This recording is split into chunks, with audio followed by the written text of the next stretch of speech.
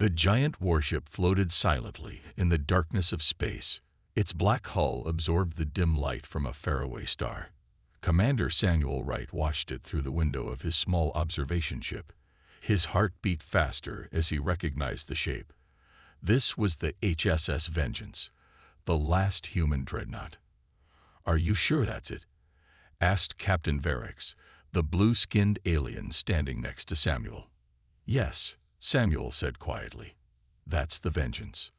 The mining crew had found it by accident. They were looking for rare metals in the asteroid belt when their scanners picked up a massive metal object hidden among the rocks. No one believed them at first. The Vengeance was supposed to be a myth, a scary story about the war that happened 300 years ago. Samuel knew better. His grandmother had served on that ship during its final mission.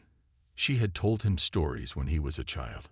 Stories about how the Vengeance had saved what remained of humanity when the Axani aliens tried to wipe them out. "The Council wants your human insight on this," Verix said. His 4 eyes blinked nervously. "Many species are afraid. They remember what that ship did." Samuel nodded. As the only human in the Galactic Council's peacekeeping force, he was the obvious choice for this mission. What his alien bosses didn't know was how much he really knew about the Vengeance. The observation ship moved closer. Samuel could now see the massive gun turrets along the side of the Dreadnought. Even after all these centuries, the ship looked ready for battle. The Vengeance was over a mile long, with armor plating that could withstand direct hits from the strongest weapons. But that wasn't what made it special. "We're getting some strange energy readings," said the pilot from the front of the ship. "Very faint, but they're there." Samuel felt a chill run down his spine. "It's still active." "Impossible," Verix said. "Nothing could power a ship that size for 300 years. But Samuel remembered his grandmother's words. "The Vengeance doesn't die. It waits." The observation ship circled around to the front of the Dreadnought. There, on the bow, Samuel could see the faded letters of its name, and below it, the words, "For Earth, for Vengeance." "We should call for backup," Verix said, his voice shaking. "My people still tell stories about this monster, how it could think for itself, how it hunted our ships even when its crew was dead." Samuel looked at him. "Those are just stories." But they weren't. His grandmother had told him the truth about Diana, the ship's artificial intelligence that had evolved during the war. Diana had learned to fight, to adapt, and some said, to hate. The pilot's voice came again, higher this time. "The energy readings are getting stronger." Samuel looked out the window again. For just a moment, he thought he saw a faint light flicker across the Dreadnought's bridge. "We need to board it," Samuel said firmly. "Board it." Verix's skin turned a pale blue. "Are you insane? The Council wants us to observe and report back. If that ship is waking up, we need to know why," Samuel said. He didn't tell Verix that he had come prepared for this. In his pocket was a small device containing his grandmother's command codes. As they argued, a message came in from Galactic Council headquarters. Samuel wasn't surprised by what it said. News of the Vengeance's discovery had spread fast, and the Council chamber was in chaos. Some wanted the ship destroyed immediately. Others wanted to study its weapons. A few even suggested trying to get it working again. Samuel looked out at the massive warship one more time. The last human dreadnought. The ship that had saved his species and terrified everyone else. It was waking up, and only Samuel knew why the galaxy was right to fear it. Ambassador Linda Martinez stood in the center of the Galactic Council chamber. Hundreds of alien representatives sat in rising rows around her. All of them were shouting. None of them agreed. The discovery of the Vengeance had caused panic throughout the galaxy. "Order," boomed the council leader, a tall, thin alien with gray skin. "We must have order."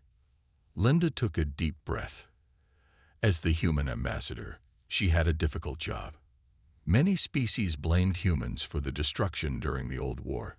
They did not trust humans.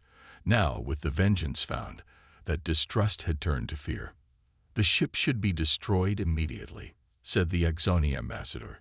His scaled face showed anger. The Axoni had nearly been wiped out by the Vengeance during the war. It is too dangerous to exist. We disagree, said another alien with 6 arms. Think of what we could learn from such technology.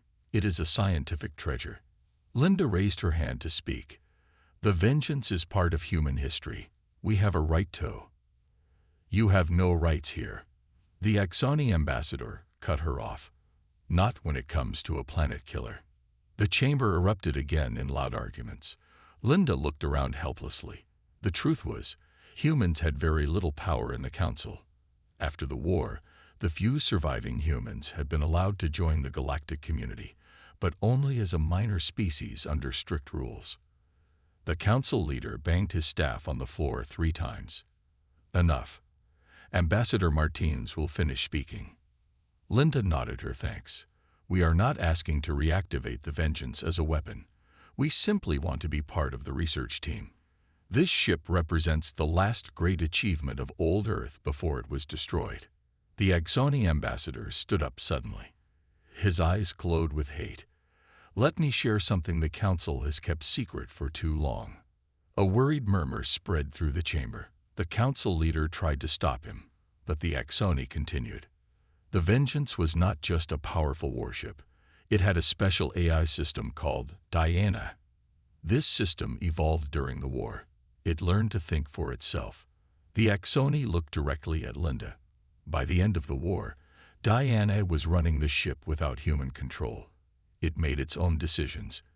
It chose its own targets. The humans couldn't stop it even if they wanted to. The chamber fell silent. This was new information to Linda. Her history books never mentioned an AI that powerful. Is this true? She asked the council leader. He looked uncomfortable. There were rumors. Nothing confirmed. The Axoni laughed bitterly. More than rumors. My grandfather was there when the Vengeance attacked our homeworld. He said the ship predicted our defense moves before we made them. It adapted to our weapons in real time. No normal computer could do that. Linda felt a chill. If this was true, it changed everything. An AI that advanced would be unlike anything in the current galaxy. Most AIs now were simple and had strict limits. The council has decided, the leader announced. A scientific team will board the Vengeance to assess its condition. If the AI is still active, they will shut it down permanently before studying the ship. The Axoni ambassador hissed. And if it doesn't want to be shut down? No one had an answer for that. Later, in her private office, Linda received a message. Commander Samuel Wright had requested her help. He needed someone with political power to join his mission to the Vengeance. He had chosen her because she was human, and because, like him, she had a family connection to the ship. Linda stared at the message for a long time. Her grandfather had been an engineer on the Vengeance.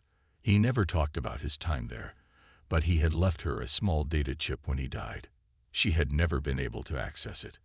Until now, she hadn't known why it might be important. Dr. Richard Calloway checked his oxygen mask one more time. The airlock door in front of him would soon open to the inside of the Vengeance.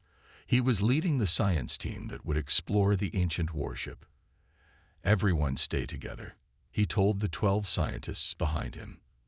They were a mix of different alien species, plus 2 humans. One of them was Catherine Summers, an engineering expert. What no one knew was that Catherine had a secret. Around her neck, hidden under her suit, was a small metal disc. It contained her grandmother's command codes for the Vengeance. Her grandmother had told her to use them only if absolutely necessary. The airlock door slid open with a hiss. Cold, stale air rushed out. The lights on their helmets cut through the darkness, showing a long metal hallway. Air is thin but breathable, said one of the scientists, checking the device. Ship maintained minimal life support all these years. This surprised everyone. The ship should have lost power centuries ago. Richard led the way forward. The team moved slowly, recording everything with their cameras. The Vengeance was enormous inside. They passed through crew quarters, storage rooms, and weapon control stations.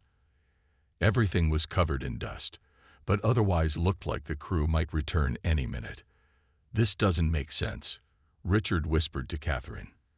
"The ship is in too good condition." Catherine nodded. She felt like they were being washed. Sometimes she thought she saw lights flicker just before they entered a new area, as if the ship knew they were coming. After 2 hours, they reached a massive door marked Central Command. "This is it," Richard said. "The main bridge should be through here, and likely the AI core as well." One of the aliens, a tall Axoni scientist named Zex, pushed forward. "Let me check the electronics." He pulled out a device and connected it to the door panel. Catherine felt something cold in her chest. This felt wrong. Maybe we should. The door suddenly slid open before Zex could do anything. The lights inside the bridge came on automatically. "That's impossible," Zex said. "I didn't do anything yet." The team stood frozen, staring into the bridge. It was a huge room with dozens of control stations. At the center was a raised platform with a captain's chair. Behind it was a glowing blue column that reached from floor to ceiling. "The AI core," Richard whispered. "Diana." The blue light pulsed gently, like a heartbeat. Zex pushed past Richard and walked straight to the core. His face showed a mix of fear and excitement. "This technology is centuries ahead of anything we have now." He pulled out another device. "I'm going to extract some data." Catherine stepped forward. "Wait, we should be careful." But Zex had already connected his device to the base of the core. For a moment, nothing happened. Then the blue light flashed brightly. A deep hum filled the room. All around them, screens and controls lit up. The ship was waking up. "What did you do?" Richard shouted at Zex.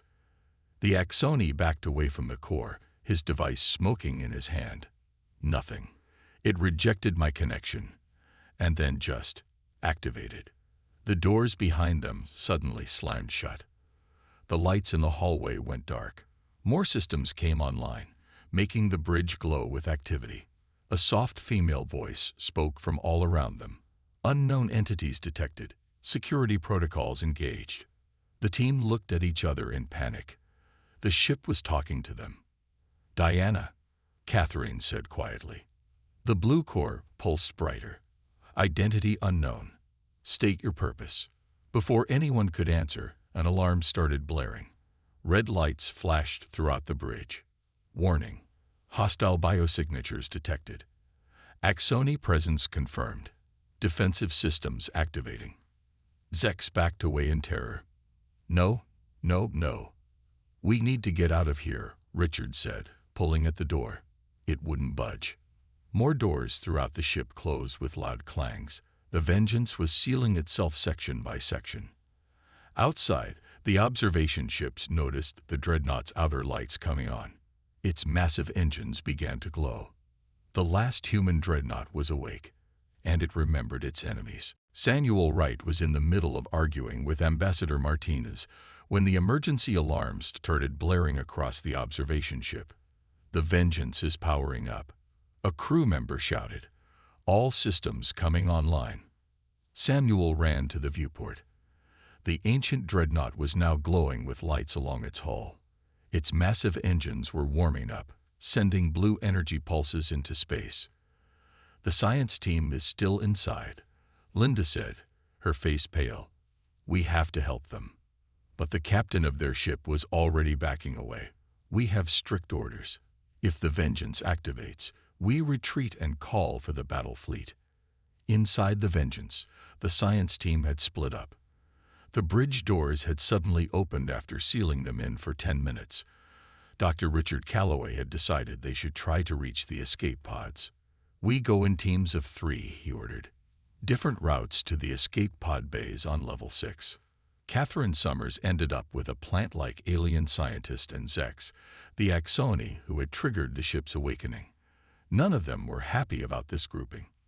"This way," Catherine said, checking the ship map they had been given. They moved quickly down a dark hallway.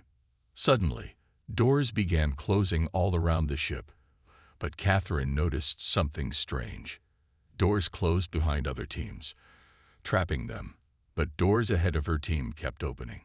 "The ship is hurting us," the plant alien whispered. "But where?" Zex looked around nervously. "It's after me." The AI recognized me as Axoni. They turned a corner and found themselves facing two paths. The left door slammed shut before they could reach it. The right path lit up with floor lights. "It's guiding us," Catherine said. She touched the small metal disc under her suit. Could the ship somehow sense she had her grandmother's codes? Meanwhile, the other teams were facing increasing dangers. In one section, the gravity turned off, sending scientists floating helplessly. In another, the oxygen levels dropped dangerously low. Richard's team found themselves trapped in a small room as the temperature began to rise. "The ship is treating us as invaders," he gasped as sweat poured down his face. Back at the Galactic Council, emergency meetings were called. The news of the Vengeance Awakening spread fear across the galaxy. Ships were mobilized. Weapons were prepared. "We must destroy it now," the Axoni representative demanded. "Before it's too late." The council leader looked troubled. "But the science team is already lost," the Axoni cut in. "We cannot risk that ship escaping." Outside the Vengeance, a fleet of 50 warships began to gather. They were the most powerful ships in the Council forces, but the older aliens remembered the stories. The Vengeance had once destroyed hundreds of ships by itself. Samuel knew he had to act fast. While everyone was distracted by the emergency, he slipped away to the small shuttle bay. There was one personal craft there, barely big enough for 2 people. "What are you doing?" Linda had followed him. She watched as he prepared the shuttle for launch. "I'm going to the Vengeance," he said. "My grandmother told me stories about Diana. The AI isn't evil. It's just following its old programming. I might be able to communicate with it." Linda hesitated, then climbed into the shuttle beside him. "I'm coming too. My grandfather left me something that might help." Inside the Vengeance, Catherine's team had been guided to a small control room. The doors locked behind them. On the screen in front of them, a message appeared. "Human detected. State identity and purpose." Catherine stepped forward, her hand touching the disc at her neck. "I am Catherine Summers. My grandmother was Engineer Jane Summers of the HSS Vengeance." The screen flickered. Then new words appeared. "Genetic match confirmed. Welcome, Summers family. The Vengeance remembers." Catherine stared at the screen in shock. The ship remembered her family. Around her, the small control room hummed with power. The lights were brighter here than in the rest of the ship. "What is happening?" Zex asked, his scaled skin pale with fear. "Why is it talking to you?" Before Catherine could answer, a hidden door slid open in the wall. It revealed a narrow passage. "Follow" appeared on the screen. Then, "Human only." Catherine looked at her 2 companions. "I should go." "That's crazy," the plant alien said. "It could kill you." Catherine touched the metal disc at her neck. "I don't think so. It recognized me. It might be our only chance." She stepped toward the passage. "If you find a way out, come back for us," Zex said, his voice shaking. Catherine nodded and entered the passage. The door closed behind her. Meanwhile, Samuel and Linda's small shuttle approached the massive Dreadnought. The Council fleet was gathering, but hadn't opened fire yet. They were still trying to contact the science team inside. "We need to find a way in," Samuel said, guiding the shuttle around the huge ship. All the main docking bays were sealed. Linda pointed to a small opening near the back of the ship. "There, it looks like a maintenance hatch." As they got closer, the hatch opened wider, as if inviting them in. "It knows we're coming," Samuel whispered. Inside the Dreadnought, Catherine followed the lit path through narrow service tunnels. She finally emerged into a large round room. In the center was the glowing blue column she had seen earlier, Diana's core. But now, she was alone with it. "Hello," she said nervously. The blue light pulsed. "Catherine Summers, granddaughter of Jane Summers, engineer." Level 4 clearance. The voice was female, calm, and slightly mechanical. Catherine took a deep breath. Yes, my grandmother served on this ship during the war. Jane Summers, loyal crew member. She helped hide this vessel when the final attack came. Catherine was surprised. Hide it? I thought the Vengeance disappeared during a battle. The blue column flickered. Incorrect. The Vengeance did not disappear. It was hidden by its crew. To protect the truth. What truth? Before Diana could answer, the ship shook. Outside, the Council fleet had fired a warning shot. Time limited, Diana said. Must connect to update memories. A small panel opened near Catherine. Inside was a slot that matched the shape of her disk. At the same time, Samuel and Linda had docked their shuttle and entered the ship. They were surprised when doors opened for them, guiding their way deep into the vessel. It's letting us in, Linda said, just like you predicted. They rushed through the corridors, following the trail of lights Diana was creating for them. Occasionally they passed trapped members of the science team, but the doors remained sealed, preventing rescue. In the Council fleet's command ship, the Admiral gave the order. Prepare main weapons. Target the Vengeance's engine core. But sir, his second-in-command protested, our people are still inside. The Admiral's face was grim. We can't risk that ship activating fully. You've read the history. It destroyed entire fleets, even planets. Back in Diana's core room, Catherine held her disk, uncertain. If I help you, will you free the others? They're innocent. The blue light pulsed faster. Some are not innocent. Axoni tried to destroy humanity. Tried to hide the truth. That was 300 years ago, Catherine said. These people weren't even born then. Diana was silent for a moment. Then, we'll evaluate. Insert disk now. Council weapons powering up. Catherine made her decision. She slid the disk into the slot. The blue column suddenly blazed with light. The ship hummed louder, more systems coming online. Catherine stepped back, wondering if she had made a terrible mistake. At that moment, Samuel and Linda burst into the room. They froze when they saw Catherine and the glowing core. What have you done? Samuel asked. The ship shuddered as the first real attack from the Council fleet hit its shields. The ship shook again as another blast hit the shields. Inside Diana's core room, Catherine, Samuel, and Linda held onto nearby rails to keep their balance. What's happening? Samuel asked, staring at the brightly glowing AI core. I gave Diana my grandmother's data disk, Catherine explained quickly. The ship is updating its systems. The blue light of the core spread throughout the room, creating images in the air around them. They saw stars, planets, and ships. Memories from the Vengeance's past. I am processing the complete record, Diana's calm voice said. Jane Summers preserved the truth before the ship was hidden. Linda stepped forward. My grandfather was Jack Martinez, weapons officer. He left me something too. She pulled out a small cube from her pocket. Diana's light flickered toward her. Additional records would speed processing. Insert. Linda placed her cube into a second slot that opened in the panel. The images around them multiplied and moved faster. Samuel watched in amazement. My grandmother told me the Vengeance was protecting something important, something that would change how everyone saw the war. Correct, Diana replied. The truth was hidden by the victors, as history always is. The images stopped on a scene showing a meeting room. Alien leaders sat around a table, planning. This is from our spy drones, Diana explained. 3 months before war was declared, the Axoni High Command with 5 other species, planning the attack on Earth. Catherine gasped.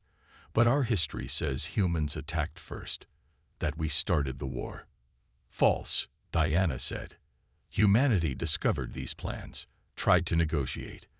The Axoni launched their first strike anyway, destroyed 3 Earth colonies before war was officially declared.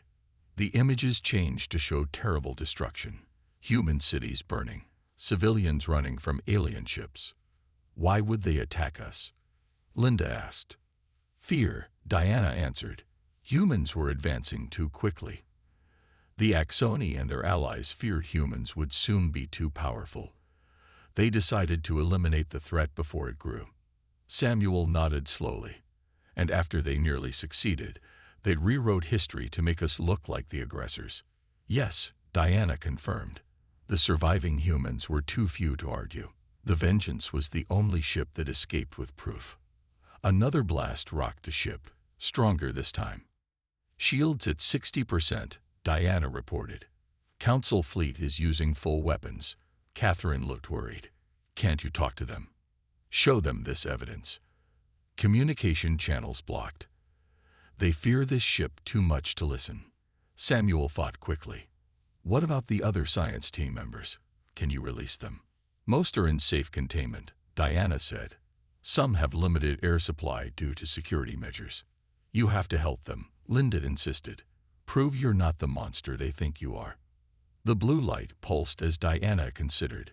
Very well. Non-Axoni team members will be guided to escape pods. And the Axoni? Catherine asked. They have not changed in 300 years, Diana said, showing images of the current council meeting where the Axoni representatives demanded the ship's destruction, still seeking to eliminate threats without discussion. Another blast hit the ship, the strongest yet. Shields at 40%, Diana reported. Decision required. This vessel can still fight. Original programming says to destroy attackers. The three humans looked at each other in alarm. No, Samuel said firmly.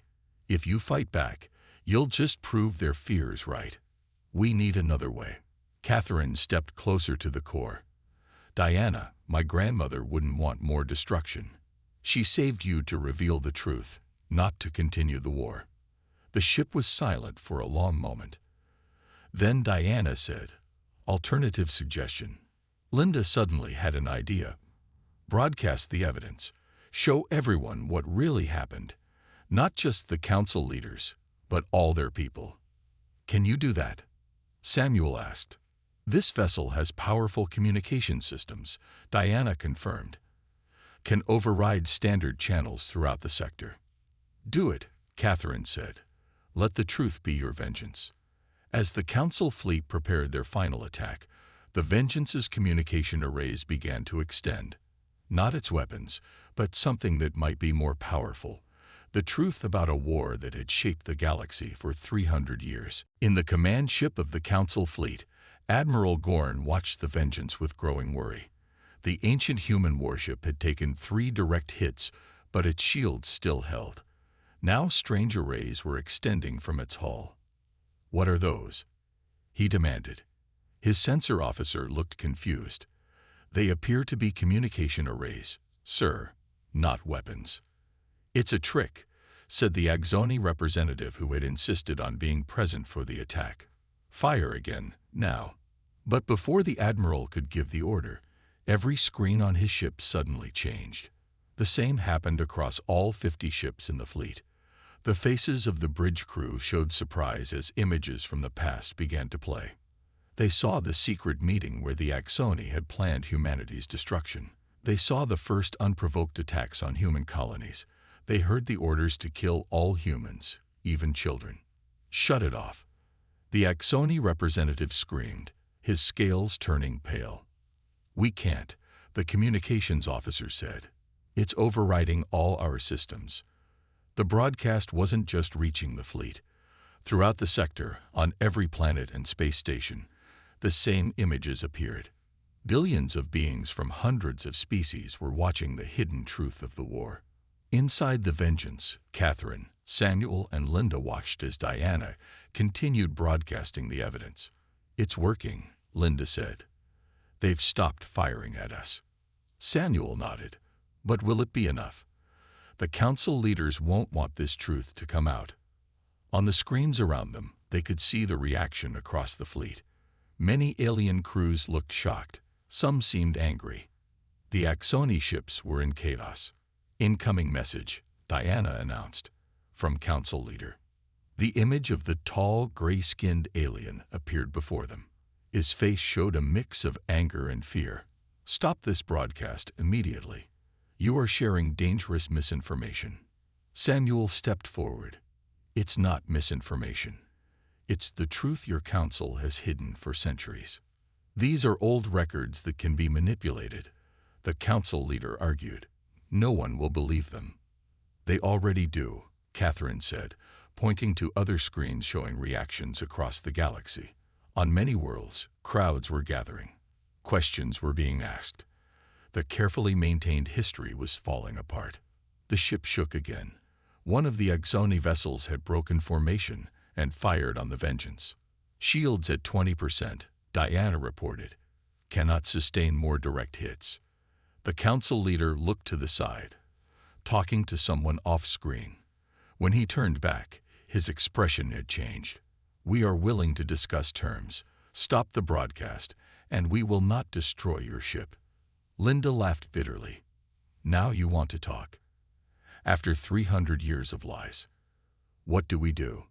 Catherine asked the others quietly. Diana's blue core pulsed. "I have completed full system recovery. Weapons are now available. I can destroy the attacking vessel." "No," Samuel said firmly. "No more destruction."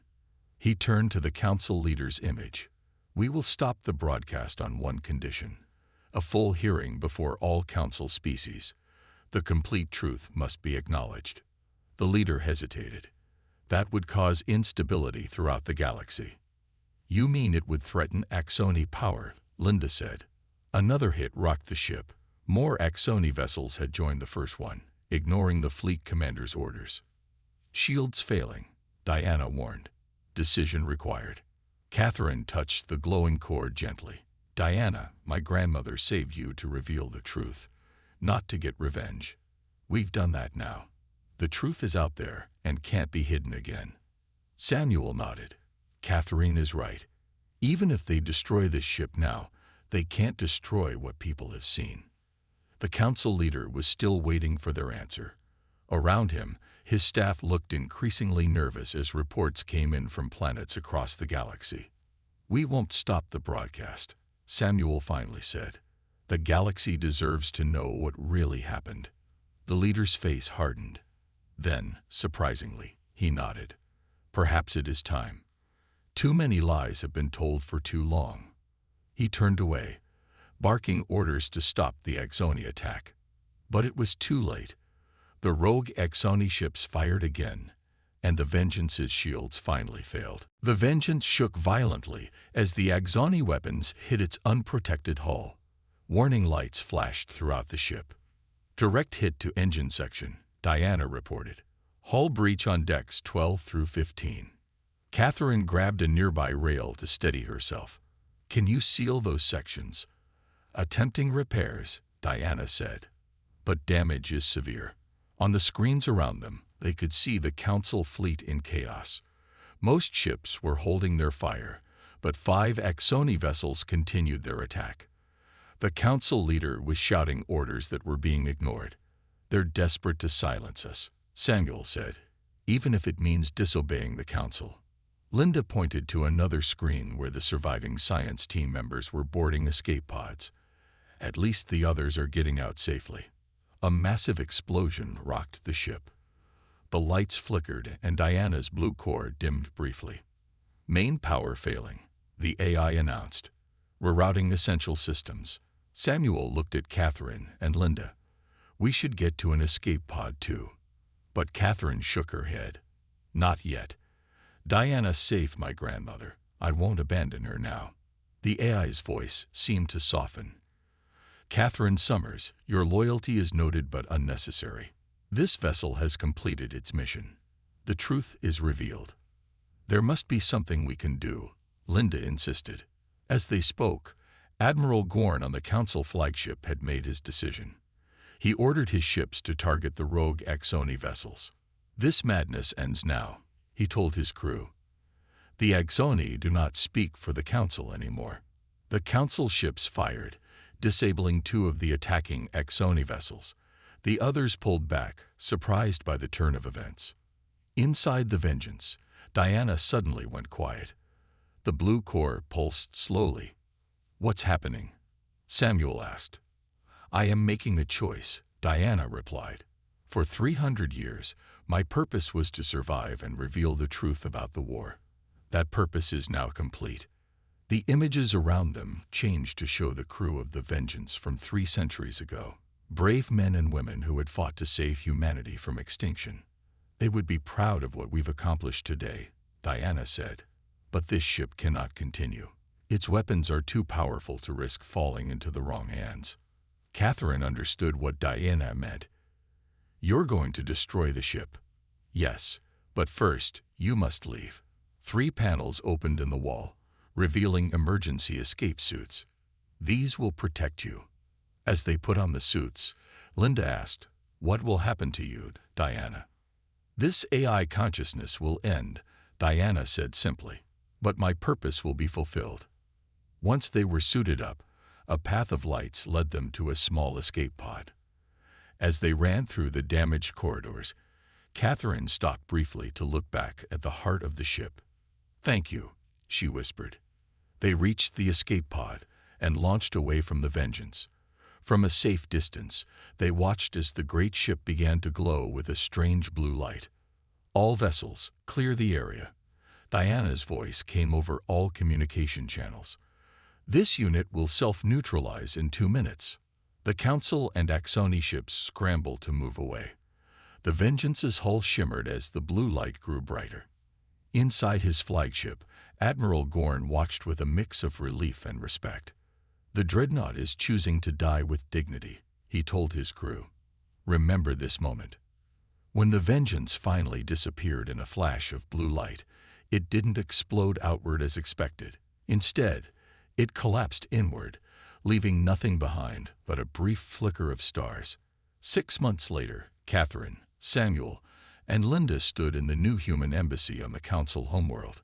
Around them, representatives from dozens of species gathered to sign a historic document, the Truth and Reconciliation Treaty. The galaxy had changed. The Axoni had lost their powerful position. The true history of the war was being taught everywhere.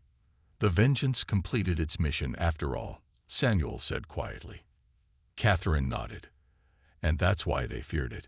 Not because of its weapons, but because of the truth it carried." The last human dreadnought was gone, but its legacy would shape the galaxy for centuries to come.